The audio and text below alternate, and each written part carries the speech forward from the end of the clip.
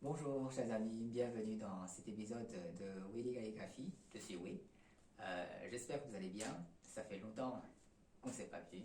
Et à l'occasion de cette vidéo, euh, j'aimerais bien calligraphier avec vous un proverbe chinois en semi-cursive. Si vous êtes débutant, c'est pas grave, on change un peu de rythme. Vous pouvez expérimenter un peu. Peut-être la semi-cursive peut vous apporter plus d'harmonie, plus de paix. Pour les gens confirmés, on peut échanger. Peut-être quelques éléments peuvent vous apporter un peu plus d'inspiration ou non. C'est un échange. On avance, on avance. J'espère qu'on avance ensemble et tous ensemble. C'est un proverbe bouddhiste. L'idée vient d'une amie d'un échange entre une amie qui m'apprend l'aquarelle. Actuellement et maintenant, elle m'apprend à peindre des nuages. Elle m'a conseillé d'observer des nuages en vrai. Et du coup, j'étais dans un jardin. J'observais des nuages avec le ciel tout bleu. À côté de moi, il y a une petite fontaine, il y a de l'eau qui coule. Il y a le son très mélodique, harmonieux, qui s'assimile avec le beau temps. Ça me fait penser à ce proverbe bouddhiste qui dit Yun shui chan xin. Yun, c'est le nuage. Shui, l'eau. Chan, c'est le zen bouddhiste.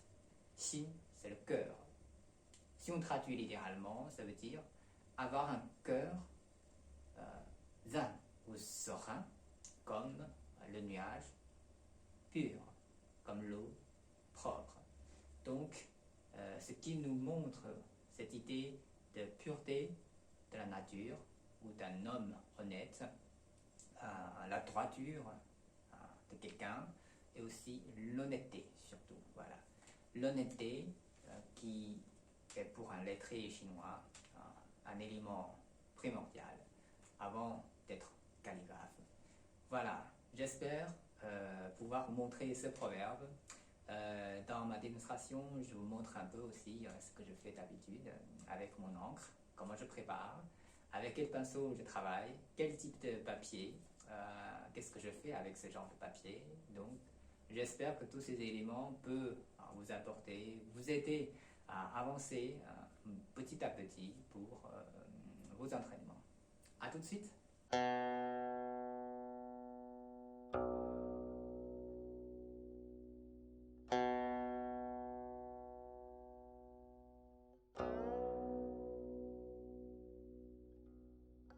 Avant de commencer, donc je vous prépare, je vous montre. Je n'ai plus d'encre dans mon encrier. Donc qu'est-ce qu'on fait avec votre encre si vous êtes à la maison? Avant d'enverser l'encre dans votre encrier ou récipient, essayez de faire comme ça. Et puis après, on verse l'encre. Ça dépend de vous. Parce que j'ai un gros pinceau, du coup je mets plus d'encre. Voilà. Et j'ajoute, vous pouvez ajouter un peu de l'eau propre. Moi, je bois du thé. C'est mon thé, du coup, il est froid, je ne vais pas le jeter. Je mets un peu de thé dans mon encre. Voilà. Si vous avez le bâton d'encre, n'hésitez pas à faire le broyage un peu pour mélanger un peu. Ça peut donner plus d'effet au niveau de la couleur de l'encre. Il est toujours noir, mais le noir a 5 couleurs pour les Chinois. Donc là, je charge mon pinceau d'encre et je dégage l'encre tout en tournant mes doigts et je dégage comme ça. Mais je garde, bien sûr, suffisamment d'encre au niveau du ventre de mon pinceau. Voilà, j'ai un gros pinceau qui fait à peu près 8 cm de long, un diamètre de 3 cm. C'est un gros pinceau au poil de loup. Et je prépare mon papier qui est devant moi. Mon papier, j'ai pris un papier cru qui est très absorbant pour les avancées. Et si vous êtes débutant, c'est pas grave. Vous pouvez expérimenter pour changer un peu de rythme. Peut-être la semi-cursive peut vous aider à trouver plus de sérénité. Pourquoi pas. Donc, puisqu'il est cru, il est très fin. C'est pas double couche. En général, on prend du papier général fin, cru et fin pour la peinture et la calligraphie. Dans ma main gauche, j'ai des serviettes pour absorber l'encre pour que ça ne propage pas rapidement. Je l'arrête tout de suite dès que je vois que l'effet est bien. Donc, le premier caractère, la semi-cursive, l'important c'est que il ne faut pas avoir trop de liaisons dans un seul caractère.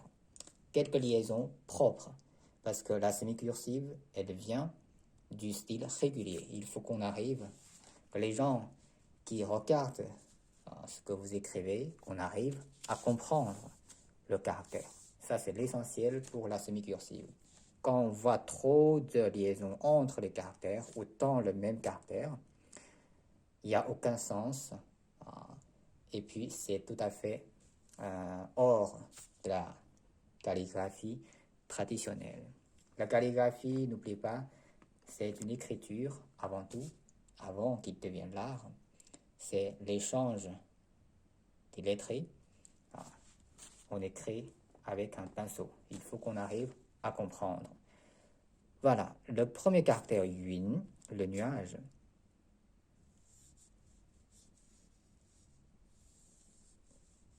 Crochet. Fluide.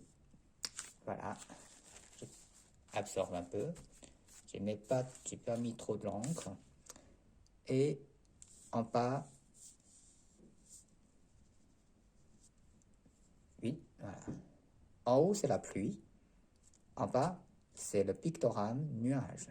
Ils ont mis ensemble pour montrer le mot nuage, l'idéogramme nuage. C'est en chinois traditionnel. Après, vous poussez votre papier vers le haut pour deuxième caractère. Là, pour le premier caractère, je sens que mon pinceau, vous voyez, il y a un peu de blanc volant. Donc, ça, c'est pas très idéal pour le premier caractère parce que j'ai encore 3 caractères à écrire. Donc, le premier, j'aurais voulu qu'il soit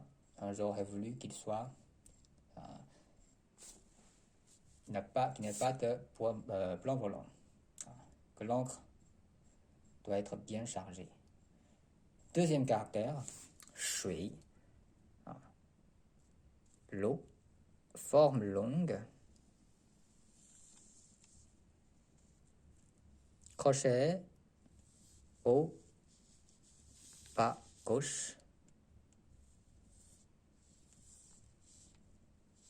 vigoureux vers la fin et sortir à la verticale. Voilà, comme l'eau qui s'écoule. Donc, là, j'absorbe parce que l'encre commence à se propager. Voilà. Pictogramme, comme les courants d'eau qui s'écoulent. On pousse toujours. Assurez-vous que vous êtes debout, avec le dos droit, avec votre bras suspendu, la main qui tient le pinceau suspendue à la verticale. Troisième caractère, Zan. En chinois, on dit Chan, c'est le bouddhisme. Le Zan bouddhiste. Ça, c'est un caractère en agencement gauche et droite. Au niveau de la structure, gauche, petit, droite, plus grand, plus long. Donc, en espacement, on essaie d'écrire la gauche plus petit vers la gauche, tout en laissant largement de place pour côté droite. Radical de l'odel, qui signifie prier. Pas trop long. Voilà.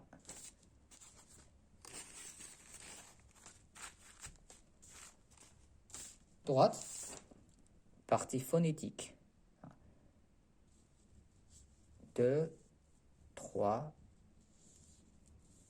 angulaire ou arrondi. Crochet ou non crochet. 1, 2, 3. Montez avant de descendre avec un trait vertical long. Ça.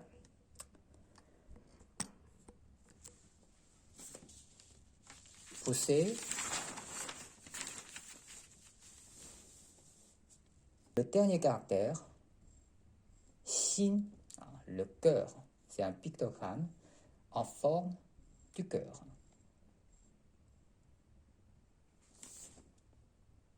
Gauche.